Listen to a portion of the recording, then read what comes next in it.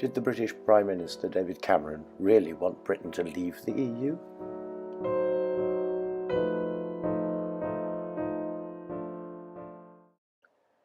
There are some reasons why this may be the case, and one in particular is extraordinary.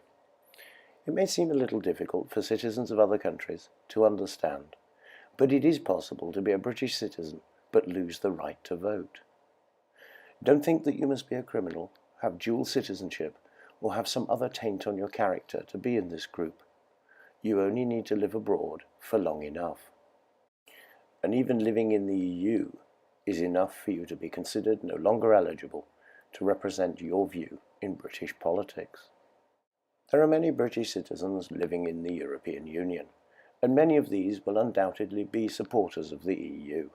At least this is more likely. Yet all of these citizens that have been outside the UK for at least 15 years will have lost their right to vote. This is not only for the general elections, but also for referendums. David Cameron was forced to provide the British with a referendum.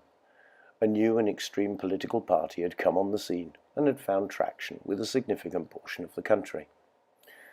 Their dislike of the European reality was reflected in sufficient portions of society that David Cameron's Conservative Party was at risk of losing voters. The electoral system in the UK is as problematic as any democratic system. The balance between direct accountability and representation by an individual politician and the fairness of a popular vote system is a difficult issue to reconcile.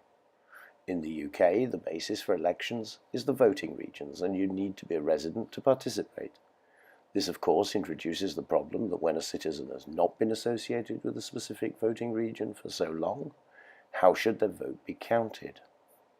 In parliamentary elections, the issue of how a non-resident's vote should count is clearly a problem.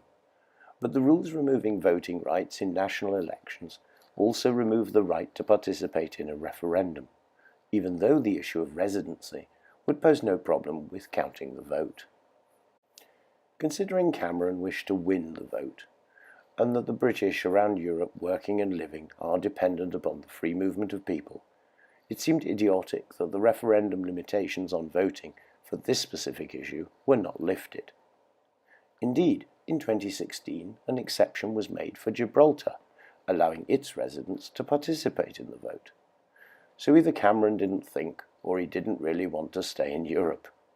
Either way, one good outcome of the Brexit vote is that Cameron is gone, as who would want a lying Prime Minister or a stupid Prime Minister?